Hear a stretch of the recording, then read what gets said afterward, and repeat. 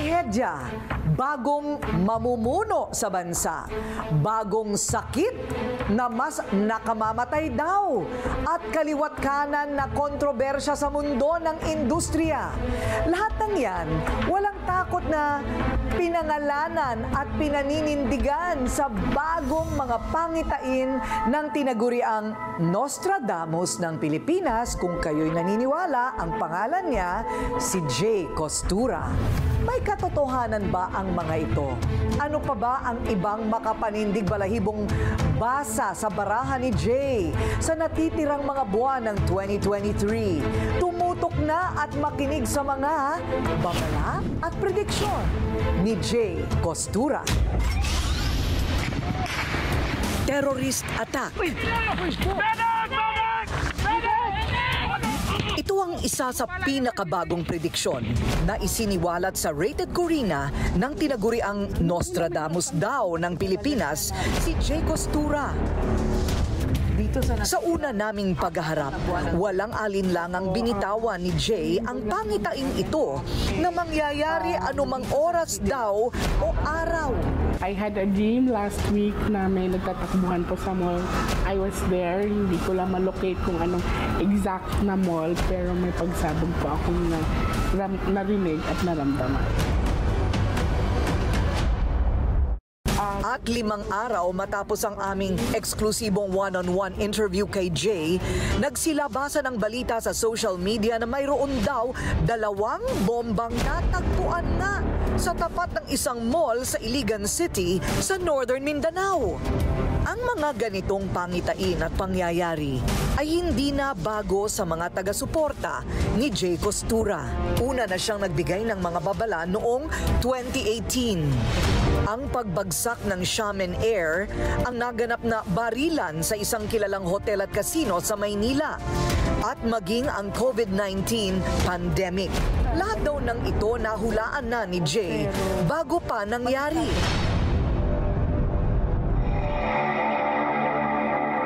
Ang regalong ito ni Jay na para sa kanya ay bigay ng langit ay nararamdaman, nakikita at napapanaginipan daw niya. Kung may trahedya o kalamidad na magaganap, agad daw niya itong naaaninag. Bata pa lang daw siya ay alam na niyang may kakaiba siyang kakayahan. Katangiang hindi niya ginusto, pero kusang ipinagkaloob daw sa kanya. Paano mo nalaman na meron kang parang ganyang klaseng kakayahan? Nagsimula siya when I was 7 years old. Ano ba, G? Ano pinagsasabi mo sa kapitbahay? Habang lumalaki ako, I was being bullied. Pag sa school, lagi lang ako nag-iisa. Bakit ka binubuli? Kasi nakikita nila ako, nakikipag-usap ako. I know in myself na may kausap ako, pero pag nakikita nila, ako lang mag-isa. Nung unay aminado si Jay na siya'y takot sa regalong mayroon siya. Katunayan, dahil sa regalong mayroon siya, maging ang sarili niyang pamilya, hinusgahan siya. Dumating din sa point na I was being rejected with my family. Natakot din sila kasi nga yung mga kapitbahay namin kinondemn na din sila kasi malas nga daw ako. Dahil malas ang tingin sa kanya ng mismong pamilya niya, si Jay napilitang mabuhay ng mag-isa. At sa paglayas niya, ang mga kalye ng Quiapo ang nagsilbing tahanan niya at saksi ng kanyang kalungkutan. Sa kanyang pag-iisa, mas lalong tumindi ang calling daw niya sa kanya na tuparin ang misyon sa mundo. Dito niya nasigurado na may basbas daw ng langit ang kanyang kakayahan. Ang pinaka hindi ko makalimutan sa buhay ko na which is nag-enlighten talaga ako na I have a calling. Yung nakasurvive po ako sa gutom dahil sa ostya. Pag kumakalembang po yung simbahan, pumipila po ako. Sa hostia para may laman lang ang tiyan mo. Opo. Grabe naman yan. Opo. Totoo. Opo. Sa pagdaan ng panahon, unti-unting natanggap na rin ng pamilya ni Jay ang tungkulin na magbasa ng kapalaran ng tao at magbigay babala. At dito na rin mas nahulma ang kapangyarihan ng kanyang panaginip at panghuhula.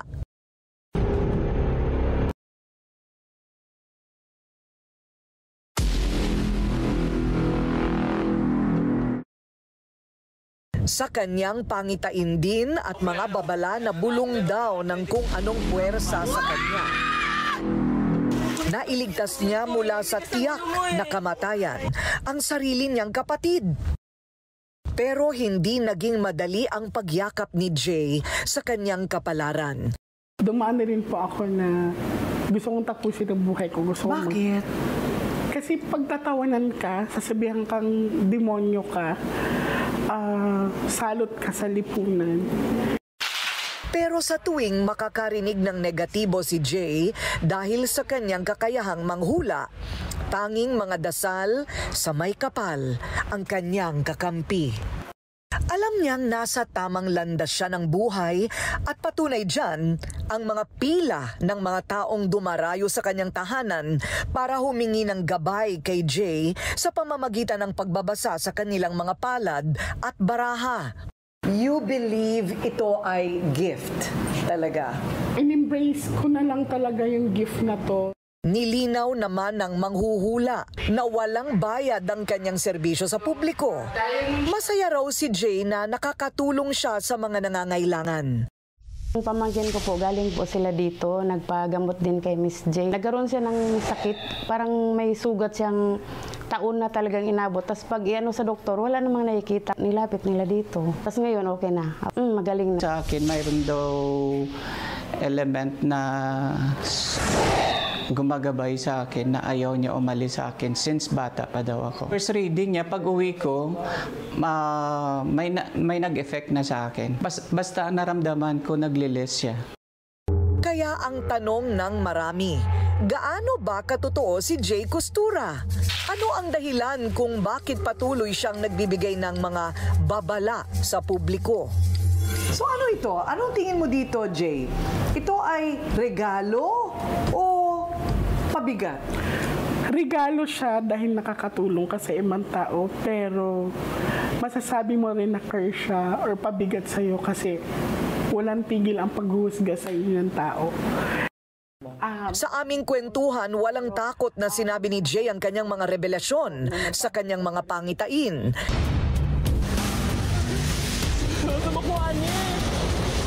Nakagigimbal na mga pangyayari ang kanyang iniwang mga salita para daw sa huling 4 na buwan ng 2023. So eto na ngayon, ano ang mga prediksyon ni Jay Costura sa hinaharap? Kailangan ninyong manood, kaya huwag kayong aalis dyan. Ang mga makapigil hiningang prediksyon at babala ni Jay Costura, malalaman na sa pagbabalik ng Rated Corina. The Pampakit, 3 products all in one. You save 95 pesos pag bumili kayo ng kit na. Kasi nabibili naman ito ng tingi-tingi. Yan ang iyong beauty routine.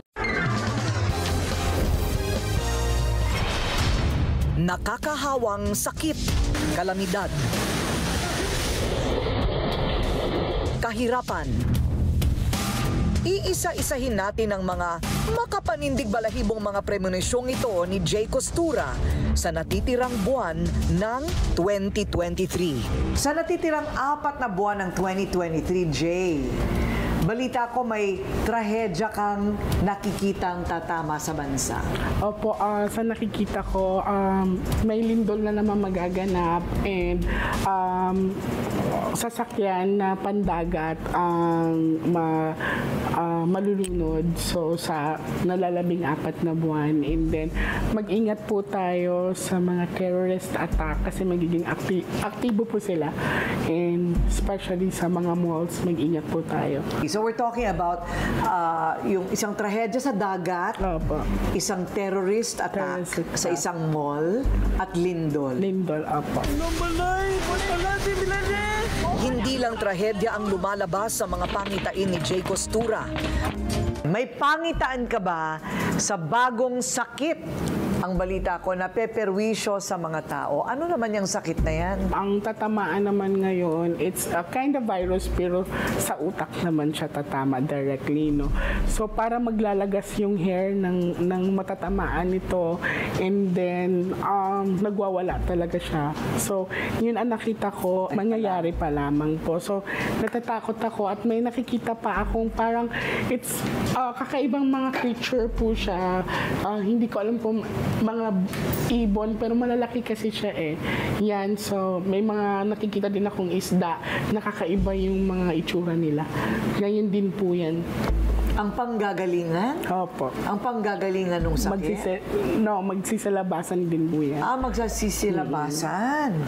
Pinaka hindi ko makalimutan. Siguradong marami ang magtataas ng kilay sa kutob ni Jay na ito sa politika.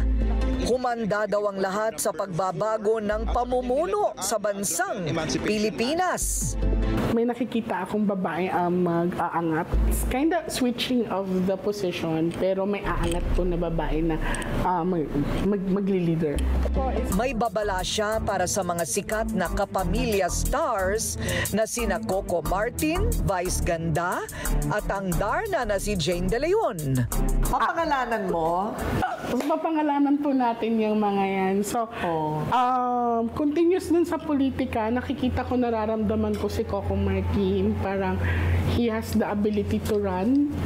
And then, sa showbiz, sa local showbiz, nakikita ko si Vice Ganda, na masaya siya tingnan. She's very happy, pero hindi siya okay. Nararamdaman ko yung pain niya sa tiyan and sleepless nights niya. Magsasuffer siya ng sakit bago matapos ang taon na to. Sa relasyon naman nila ni Ayon, sa nakikita ko naman, wala namang paghihiwalayan, pero I can see na parang inaalaw ni Vice na magkaroon siya ng sarili niyang pamilya. Okay. And si Jane, yung sa Darna, yan, mag-ingat po siya sa pagbabiyahe kasi may nakikita po akong aksidente sa pagbabiyahe niya. It's either car accident or motor accident. So mag-ingat po siya. Buong tapang ding isiniwalat ni Jay ang kapalaran ng isang sikat na atleta na umano'y maghihirap at magkakaroon ng problema sa pera. Ano yung basketball, volleyball, ano? It's more on physical kasi siya. So, sabi natin boksingero siya. Okay. Alam po natin. Okay. Magkakaroon siya ng mismanage sa financial aspect niya.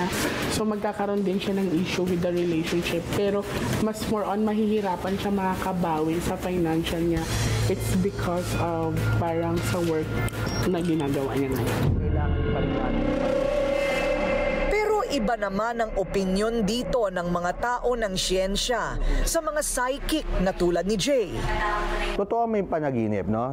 Pag ikaw natutulog, nananaginip tayo. Subalit kung meron kasi tayong mga wishful thinking, kung tawagin ko, yung mga tipong sana mangyari kahit sa panaginip. Kaya yung mga nais mo, hanggang pagtulog mo, okay, maaaring may sama to o may pakita to sa panaginip na dahil sa pagpupunyagi mo naman, nangangarap ka magkaroon ng sariling bahay. Dahil doon, nagtrabaho ka, nakabili ka ng bahay at nagkatotoo. May mahigpit ding paalala ang simbahang Katolika sa mga ganitong babala o umano'y prediksyon sa publiko. Kung totoo ito, it cannot come from God. Kasi isa sa mga ipinagbabawal ng Biblia ay yung pagkonsulta sa mga soothsayers o yung mga nagbibigay ng mga predictions. Hindi kailanman para sa atin ang alamin kung ano ang future natin. Okay? Kundi ito'y para sa Diyos. It is a power that belongs to God. Kung titignan mo yung katekismo ng simbahan, ang pagkonsulta sa mga soothsayers ay kasalanan against the first commandment. Isang payo din ang iniwan ng isang alagad ng simbahan sa mga taong nahihilig magpahula. This is a very, very grave offense against the Lord. Kasi ito'y nagpapakita ng kawalang pagtitiwala sa Diyos at paghahangad na makontrol ang future ng isang tao. Giit naman ni Jay Costura, maniwala man daw kayo o hindi sa kanyang mga pangitain, may patotoo man ito o sadyang nagkataon lang, iisa lang naman daw ang kanyang intensyon. Yun ay ang makatulong sa ibang tao sa pamamagitan ng binibigay niyang mga babala. Dahil sa huli, hawak pa rin natin ang ating kapalaran. Gabay lang ang tulad niya para makaiwas na nakaambang nakapahamakan. Ikaw, naniniwala ka ba kay Jay Costura?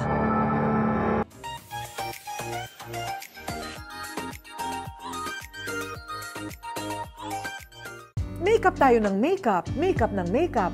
Paano tatanggalin ang makeup? Sabi ko, paano tinatanggal ng tao ang makeup nila? Ito ginawa ko kasi araw-araw ako halos naka-makeup sa TV Patrol, di ba? Sa aking mga show. Ang baby oil malagkit.